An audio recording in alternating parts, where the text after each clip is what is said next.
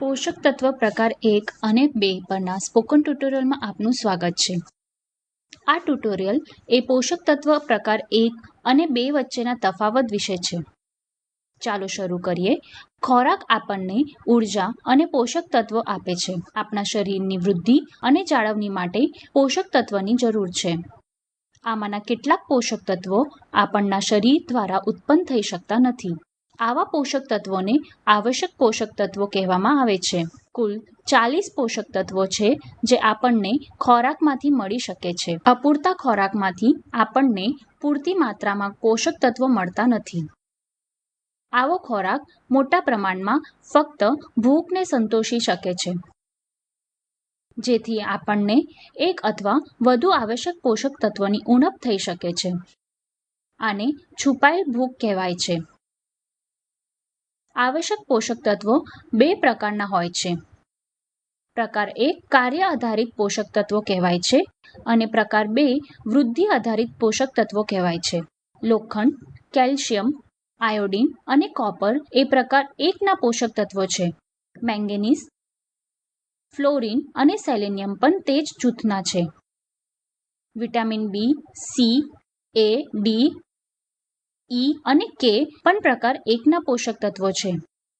Sulphur, chlorine અને protein અથવા amino acids પ્રકાર 2 ના પોષક તત્વો છે. સોડિયમ, પોટેશિયમ, મેગ્નેશિયમ, ફોસ્ફરસ અને ઝિંક પણ સામાન્ય જૂથના છે. આવશ્યક ફેટી એસિડ જેમ કે ઓમેગા 3 પણ પ્રકાર 2 ના પોષક તત્વો છે. ચાલો પ્રકાર 1 અને પ્રકાર 2 પોષક તત્વોના વચ્ચેનો તફાવત સમજીએ. પેશીઓના વિશિષ્ટ કાર્યો માટે પ્રકાર 1 પોષક તત્વ જરૂરી છે. તેથી તેઓ કોઈ ચોક્કસ પેશી અથવા પેશીઓના જૂથમાં કેન્દ્રિત છે. ચાલો ઉદાહરણ તરીકે કેલ્શિયમ અને વિટામિન એ લઈએ. મજબૂત હાડકાં માટે કેલ્શિયમ જરૂરી છે. તંદુરસ્ત આંખો માટે વિટામિન એ આવશ્યક છે. તેનાથી વિપરીત શરીરના વિકાસ માટે પ્રકાર 2 ના પોષક તત્વો જરૂરી છે. તે શરીરના દરેક કોષની રચના અને કાર્યોના ભાગ બનાવે છે. તેથી તેઓ શરીરના તમામ પેશીઓમાં હાજર છે. ચાલો આપણે શરીરમાં પ્રકાર 1 અને 2 પોષક તત્વોની ઉણપના પ્રતિભાવની ચર્ચા કરીએ. પ્રકાર 1 પોષક તત્વની ઉણપ દરમિયાન શરીરની વૃદ્ધિ સામાન્ય રીતે થતી હોય છે. શરીર આ પોષક તત્વોને વિશિષ્ટ પેશીઓમાંથી લે છે જેમાં તે સંગ્રહિત છે. ચાલો ઉદાહરણ તરીકે કેલ્શિયમ લઈએ. કેલ્શિયમની ઉણપમાં શરીર હાડકામાં સંગ્રહિત કેલ્શિયમનો ઉપયોગ કરે છે. પરિણામે પેશીઓમાં તે પોષક તત્વો ઓછા પ્રમાણમાં સંગ્રહિત થાય છે. તે પછી તે પોષક તત્વો પર આધારિત અંગોને અસર કરે છે. તેથી વ્યક્તિ બીમાર પડે છે. બીમાર વ્યક્તિમાં પછી ઉણપમાં વિશિષ્ટ સંકેતો જોવાય છે. ચાલો ચોથો ઉદાહરણની સહાયથી આ સમજીએ. હાડકાં નબળા અને ફ્રેક્ચર થવાના જોખમે કેલ્શિયમની ઉણપના સંકેત છે. એનિમિયા આયરનની ઉણપનો સંકેત છે. રતાંધળાપન એ વિટામિન એ ની ઉણપનો સંકેત છે અને ગલગાંઠ આયોડિનની ઉણપનો સંકેત છે. બીજી બાજુ ફક્ત પ્રકાર 2 પોષક તત્વોની ખામી એક સંકેત આપે છે. તે નિશાનીને વૃદ્ધિ નિષ્ફળતા કહેવામાં આવે છે. વૃદ્ધિ નિષ્ફળતાનો અર્થ એ છે કે શરીરમાં મોટી પ્રક્રિયાઓનો દર ઘટાડે છે. 1 નવા કોષોની રચના અને 2 જૂના કોષોની ફેરબદલ. શરીર વધવા અને નવી પેશીઓ બનાવવાનું બંધ કરે છે. આનાથી શરીરનું વજન ઓછું થાય છે. ઊંચાઈના વિકાસમાં અને સ્નાયુ સમૂહ ઘટાડો થાય છે. રોગપ્રતિકારક શક્તિ સહિત શરીરના તમામ કોષોને અસર થાય છે. આ ચેપનું જોખમ વધારે છે. આખરે તે મૃત્યુનું કારણ બની શકે છે. પ્રકાર 2 પોષક તત્વો શરીરમાં સંગ્રહિત થતા નથી. ઉણપમાં શરીર તેના પેશીઓ અથવા સ્નાયુને ઓગળી નાખવાનું શરૂ કરે છે. શરીરમાં ઉણપ રહેલા પ્રકાર 2 પોષક તત્વોને આ પ્રમાણે લોહીમાં તેની માત્રા વધારે છે. આ પોષક તત્વો પછી શરીરના અન્ય પેશીઓ માટે ઉપયોગમાં લેવામાં આવે છે. જ્યારે પેશીઓમાં બહુ માત્રામાં ઓછી થાય છે ત્યારે કોશિકાઓના કાર્યોને અસર થાય છે અને ભૂખમાં ઘટાડો થાય છે. આ પોષક તત્વો શરીરની ઉણપને પૂરું પાડે છે.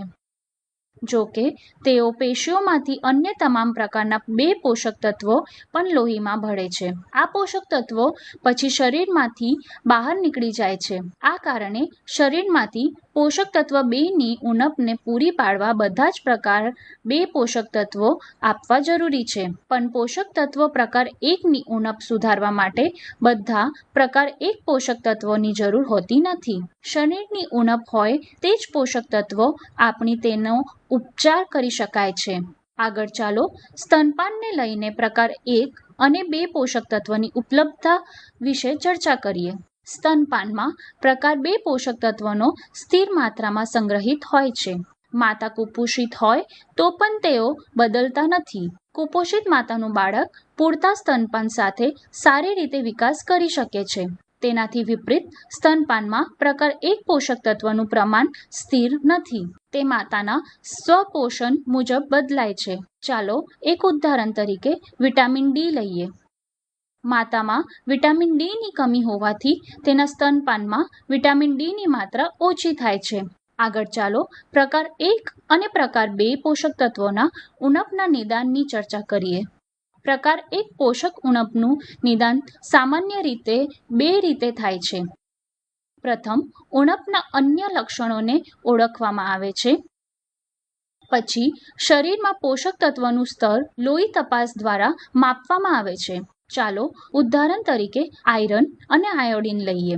આયરનની ઉણપમાં નિસ્તેજ ત્વચા અને થાક જેવા લક્ષણો જોવામાં આવે છે.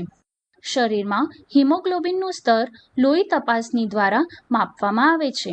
આયોડિનની ઉણપ તેના અન્ય લક્ષણો અને પરીક્ષણો દ્વારા પણ નિદાન થાય છે. ગળામાં સોજો, વજન વધવું અને વાળ ખરવાના લક્ષણો છે. શરીરમાં આયોડિન અને થાઇરોઇડ હોર્મોન્સનું સ્તર લોહી તપાસની દ્વારા માપવામાં આવે છે.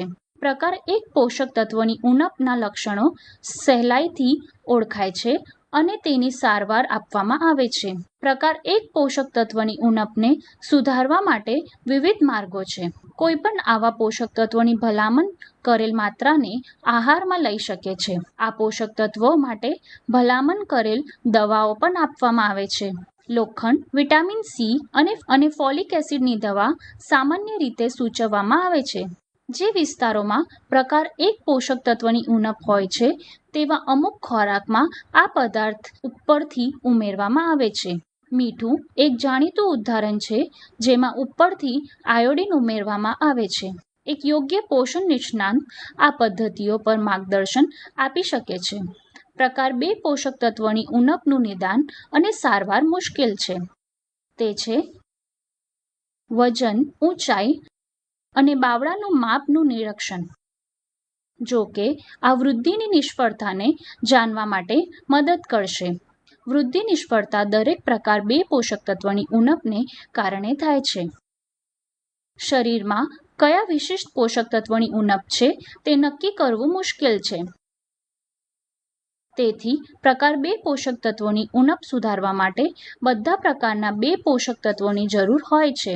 તેથી શરીરમાં ઉણપ રહેલા તમામ પ્રકારના 2 પોષક તત્વોથી ભરપૂર ખોરાક આપવો જોઈએ. તે પહેલાં આપેલ ખોરાકની માત્રામાં વધારો કરવાથી કામ ચાલશે નહીં, કારણ કે પહેલાં આપવામાં આવેલ ખોરાક શરીરને પ્રકાર 2 પોષક તત્વો પૂરો પાડવામાં નિષ્ફળ થયો હતો. શરીરના સામાન્ય વિકાસ માટે ખોરાકની ગુણવત્તામાં ફેરફાર કરવો આવશ્યક છે. વધુ માર્ગદર્શન માટે કૃપયા કરીને યોગ્ય પોષણ નિષ્ણાતની સલાહ લેવી. બીજા ટ્યુટોરિયલમાં પ્રકાર 1 અને પ્રકાર 2 પોષક તત્વોના ખોરાકમાં રહેલા સ્ત્રોતોની ચર્ચા કરવામાં આવેલ છે. વધુ વિગતો માટે કૃપયા કરી અમારી વેબસાઇટની મુલાકાત લો. આ અનુવાદ અને ડબિંગ માટેનું અનુદાન પિરામલ ફાઉન્ડેશન દ્વારા સિતારા IIT મુંબઈને જનહિત માટે મળેલ છે. જોડાવા બદલ આભાર.